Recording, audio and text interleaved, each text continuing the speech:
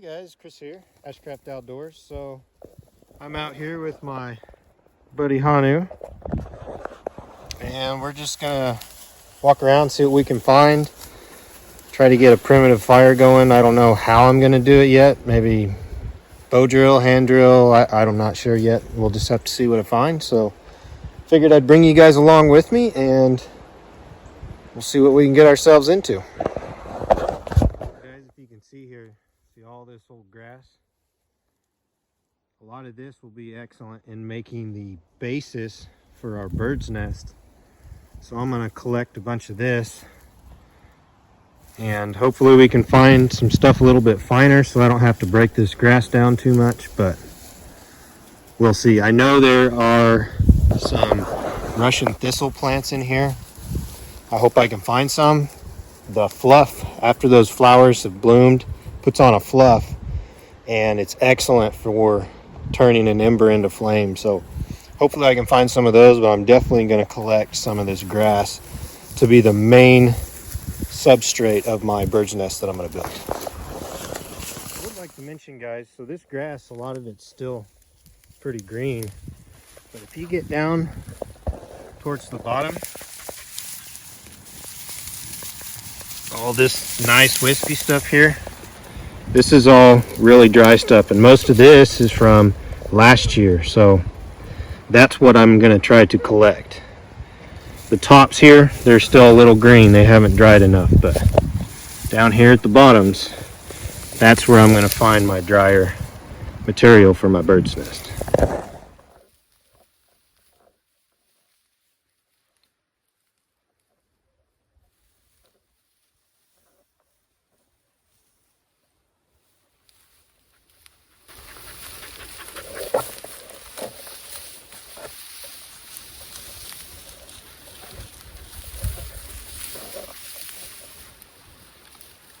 He's a good boy.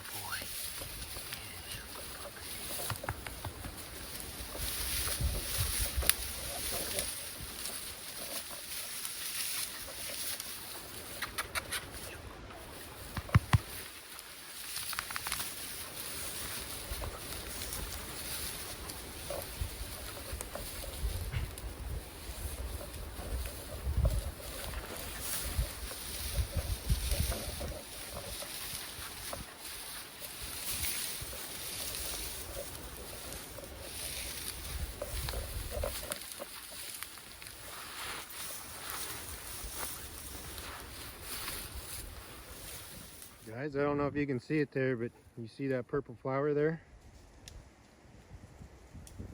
That is Russian thistle.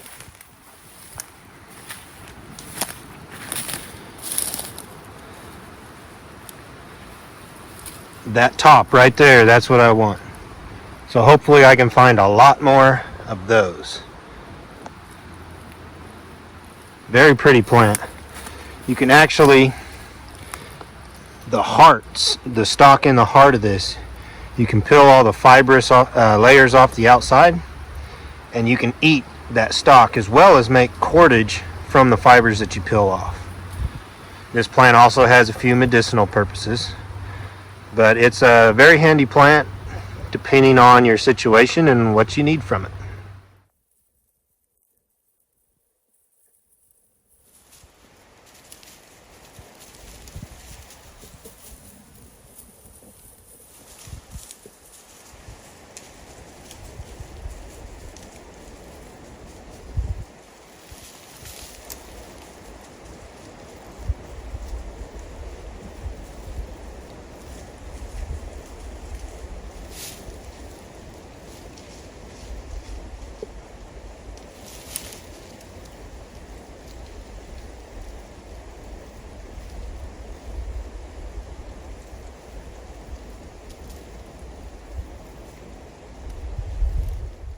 Hey guys, another thing to keep your eye out for, it doesn't grow all over the US, but it does grow in quite a few places, and that's horseshoe fungus.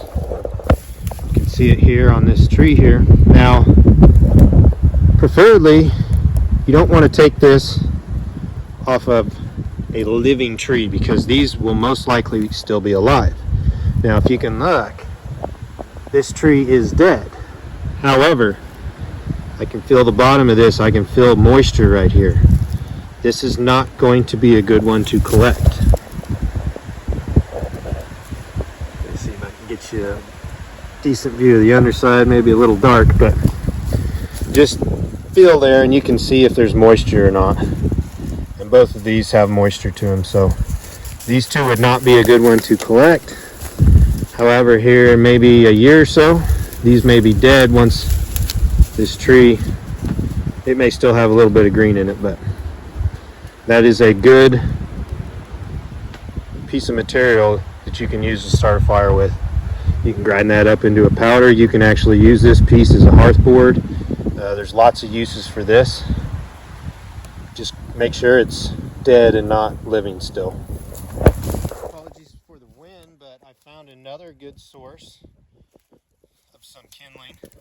And while I'm looking at this, some really nice thistle fluffs over here. With this dried up pine needles right here. So, nice thing about getting them from the bottom is if we've got any moisture, a lot of these good leaves up here are gonna deflect the moisture from getting these down here wet. Except now my dog just made them wet. Thanks, bud.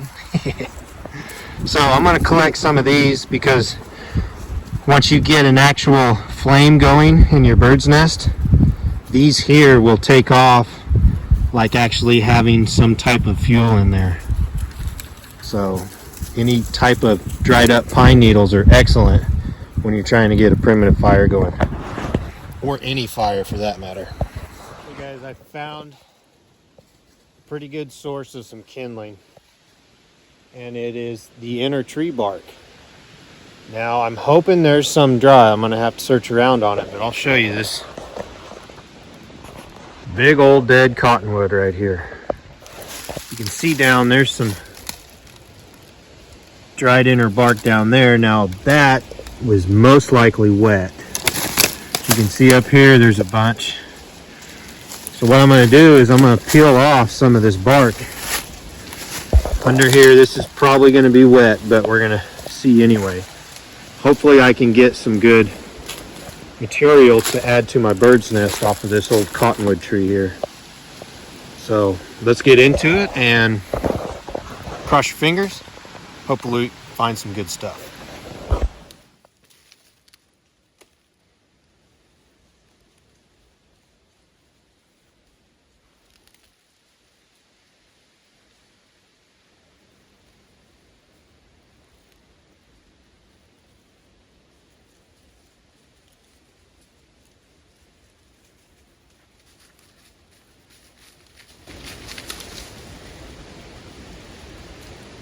A good tip is when you're collecting things like this, your hand is going to be able to feel the moisture.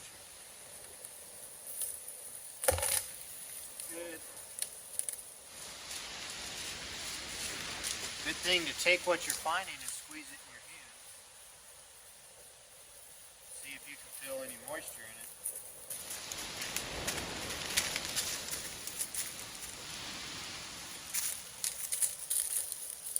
That's not what you want. So guys, I found something else that can help get the fire going. Now, I probably won't add it to the bird's nest, but what I will do is add it to the base of my fire. Now, I like to make a teepee style fire for two reasons. One, they work really good and they don't take a lot of time to put together. But two, they're very simple and easy. And it doesn't take much thought to get one going, just as long as once you get your main base going, you put all your smaller sticks and things down towards the bottom.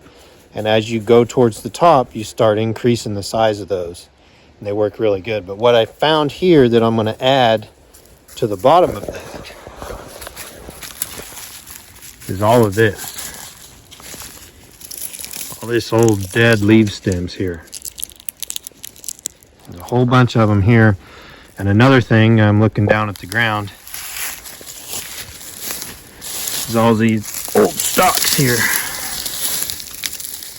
As long as I can find this, here feels a little bit moist, but I know I get towards the top, it feels a lot drier. So can collect a bunch of this stuff down here, as well as all this. And this is off of an old dead black locust tree. That's a pretty good find. Looks like there's a bunch more back over in here, so that should be about all I need to get this fire going. Just need to collect a bunch of sticks and things so that I can make my teepee. Now guys, this is an actual really good find. So charred material will always help you in getting a fire going. Now if you haven't got a fire already, it may be difficult to, unless you brought it with you, to get charred material. However, there is something in nature that can provide this for us, and that is lightning. If you look at this tree here, this has been struck by lightning, burned quite a bit. You got some raccoon scat right there. But you could take your knife and scrape off a bunch of this charred material as long as it wasn't holding a bunch of moisture, and add that to your tinder bundle, and that will help tremendously in getting a fire going. As well as you could create your hearth board from this, and as you're running, you know, say you're doing a bow drill or whatever, the powder you're building up is going to already be charred material, and it's just going to increase your chances of getting an ember going using that, as long as this is dry. If this has some moisture in it, you don't want to be using it, because that is one thing about charred materials, it will tend to soak up moisture pretty good.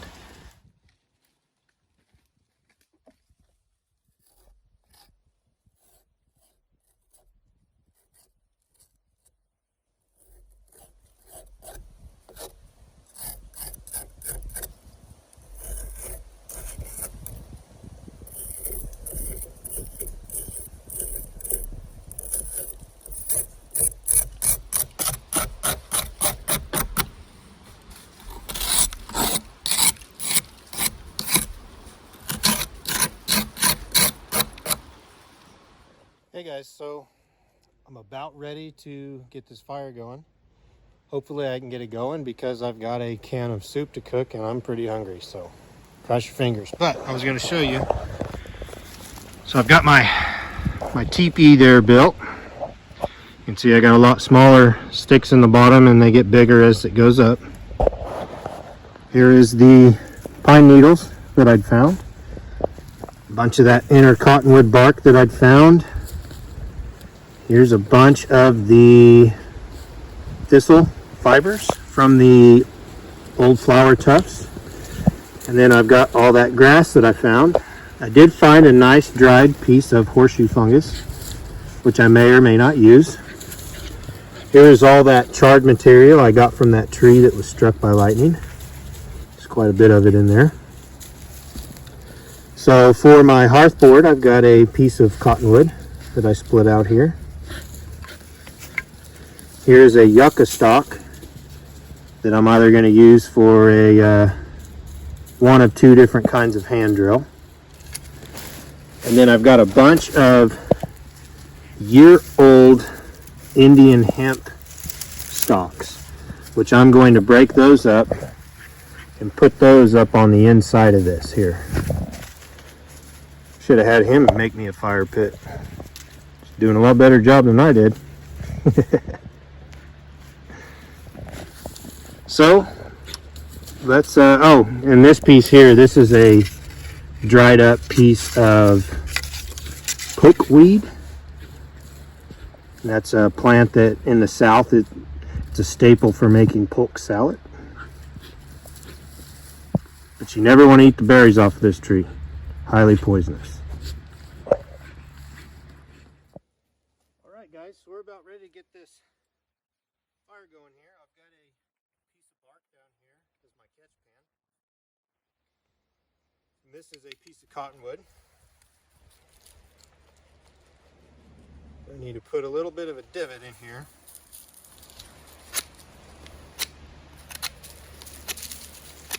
Need a little bit of a flatter side on the back. I don't want this to roll on me.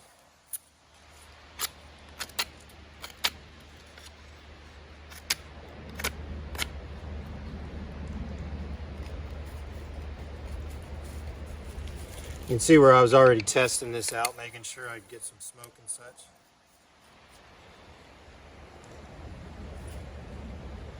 Just wanted to make sure that I didn't have any moisture in anything.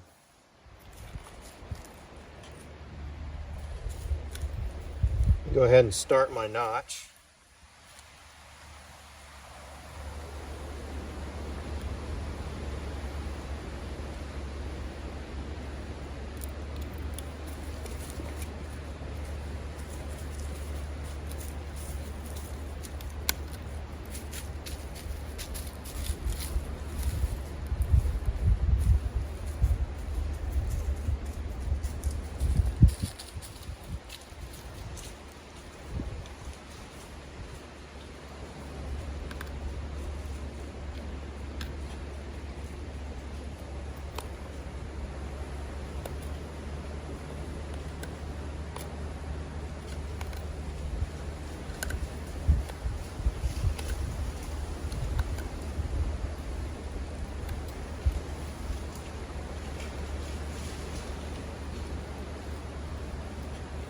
Okay, now we're going to go ahead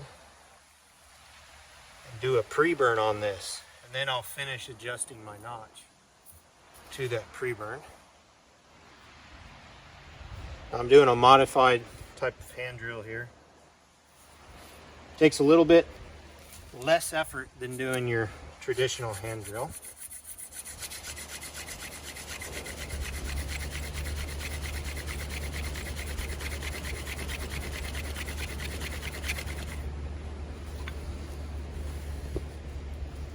Now we can finish adjusting our notch into our pre-burn we've got there.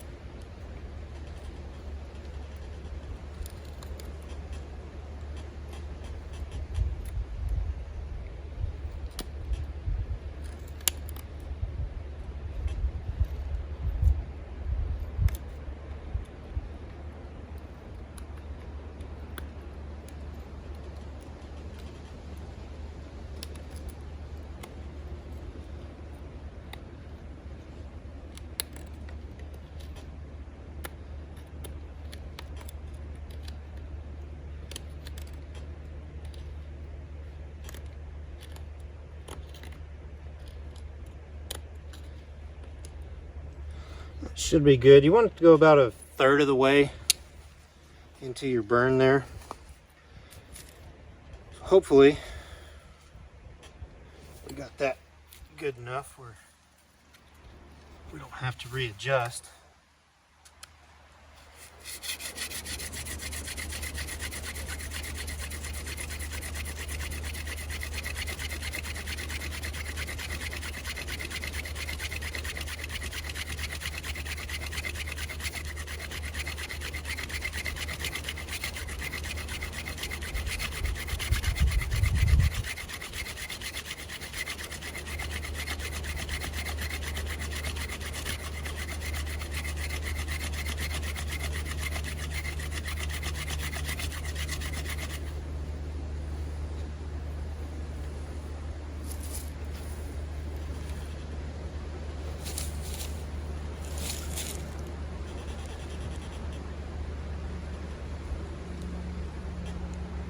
All right, guys, we got an ember going there. You want to baby these things.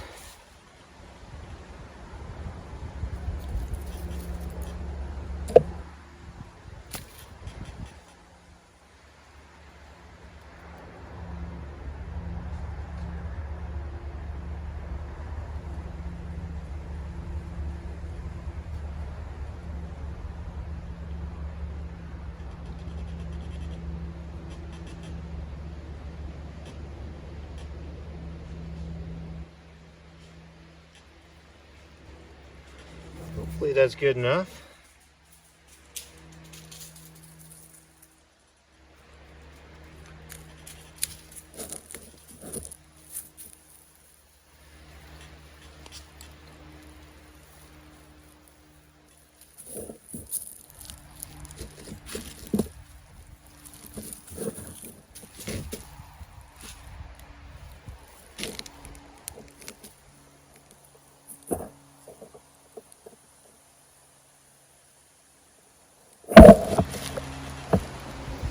See how I'm waving this so I can catch my breath. Keep pushing oxygen into that ember there.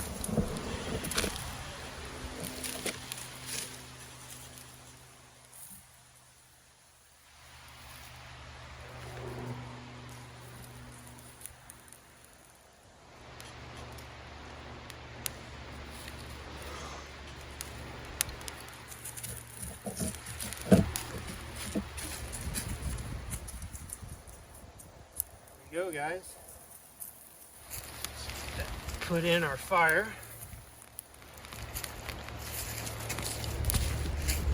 You can see why I like these teepee fires if you got them built right, because they really tend to take off once you get your flame put in there. You always want to make sure you've got enough kindling and stuff gathered, which I've got back behind you guys, so that you can start putting that on here. You don't need to go out hunting for it while your fire's in that critical stage where you may or may not need to get it going. So.